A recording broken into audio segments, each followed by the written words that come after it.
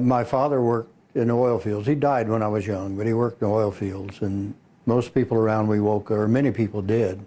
And so I always thought I'd work in the oil fields, and in the summers I did. I've pipelined and roused about it and done about every kind of work you could do in the oil fields as a laborer. And I used to be the one in the bottom of the ditch, the dirtiest, the one who was always patching the pipeline or in the oil up to my neck, trying to put the hose down to pump the oil out so we could work on the pipeline. And a guy would come out to see what we were doing, and he'd have clean khakis on, a clipboard, and a slide rule. And I said, "Who's that?" They said, "That's the engineer." And I said, "That's what I want to be." I came to OU to be an engineer, a petroleum or geological engineer. And exploration sounded exciting and interesting, and I wanted to do that. And so I majored in geological engineering at Oklahoma University. And when I came here, I wasn't very well equipped to be an engineer. I didn't have a strong background in science and math.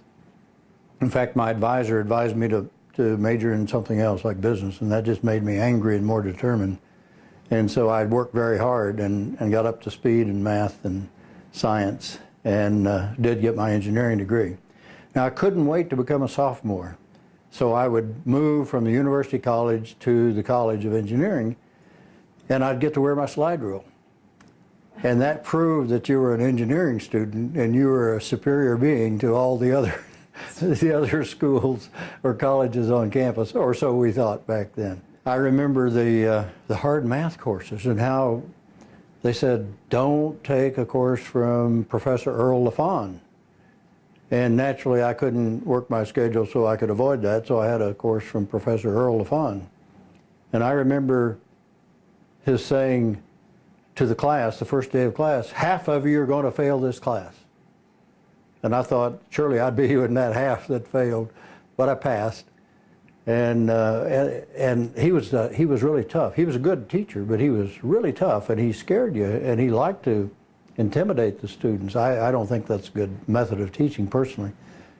And there were some very good math teachers like Dr. Huff, Dr. Levy, Dr. Springer, Dr. Bernhardt. You tried to get courses from them because they taught well and they were nice. While I was majoring in engineering, it was required that if you had not served in the armed forces that you take an ROTC course, because we had a draft back then. I came to OU in 1953, graduated in 1958. My 4-year course took me 5 years.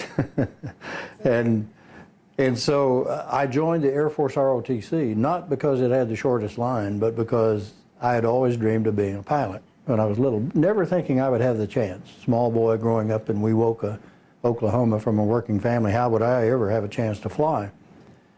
So I joined the Air Force ROTC. And as I progressed through ROTC, at the same time I was progressing through engineering, I learned that I might have a chance to fly as a pilot. I met the physical qualifications. My eyesight was good back then. My hearing was good back then, before I wore hearing aids as I do now. And so I had a parallel career path going. One as a geological engineer, petroleum engineer, one as an Air Force pilot.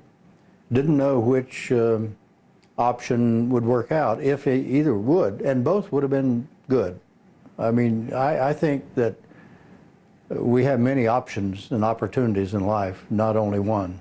So anyway, I got my geological engineering degree and my commission at OU in 1958. I went to work for an oil company, City Service then, doesn't exist anymore, headquarters in Bartlesville. I had worked for them in the summers, 2 summers, and so they hired me. And my thought was, I will establish myself with them as an engineer, and then I'll go fulfill my obligation to the Air Force. If I learn that I can fly, and I learned that that's what I prefer as a career, and I can make it a career, then I'll do that.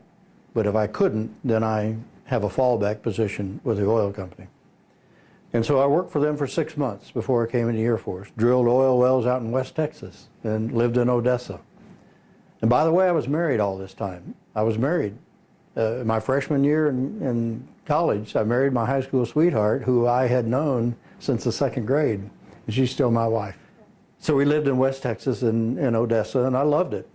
And I loved the oil business. I loved drilling wells. I loved the exploration and the drilling and the excitement of it and the calculations you had to make, the responsibility you had to accept to drill the well, to perforate it in the right place, to complete it in the right place so it would produce. But then I went to the Air Force, and I loved that too. And I found that I could fly. I had an aptitude for flying. And you know, some people have aptitude for music, some athletics. Mine apparently was for flying, because in my Air Force career, which turned out to be 31 years, I flew 17 different kinds of airplanes for a little over 5,000 hours. Now, 5,000 hours isn't much for a bomber pilot or a transport pilot, but for a fighter pilot, that's quite a bit. I flew mostly fighters. I got to command a fighter group, a fighter wing. A wing is it's the largest fighting organization. Actually, a squadron's a fighting organization, but I had 3 squadrons in my wing, about 4,000 people. And I got to command one of those wings, and then I got a senior staff position. I got promoted, and then I got to go overseas and command 2 Allied Air Forces. And when I was in Europe, the last time, commanding an Allied Air Force, I had bases in Norway, England, Germany, Italy, Greece, and Turkey. And I had families at all those bases. And so my wife was not only allowed to travel with me to those bases, but encouraged to do so. And so I had a Learjet that I traveled in, that I flew to those bases, and we flew. And that's the most we'd been together in years, because when I was commanding a wing, when I was in the Pentagon, when I was in a senior staff position, I just worked most of the time.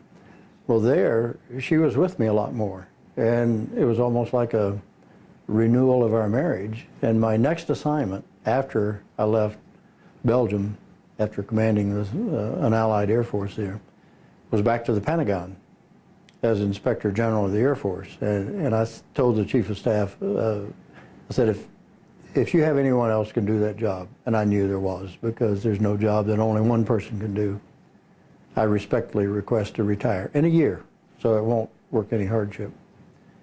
And I retired and came back to Oklahoma, having no idea what I would do.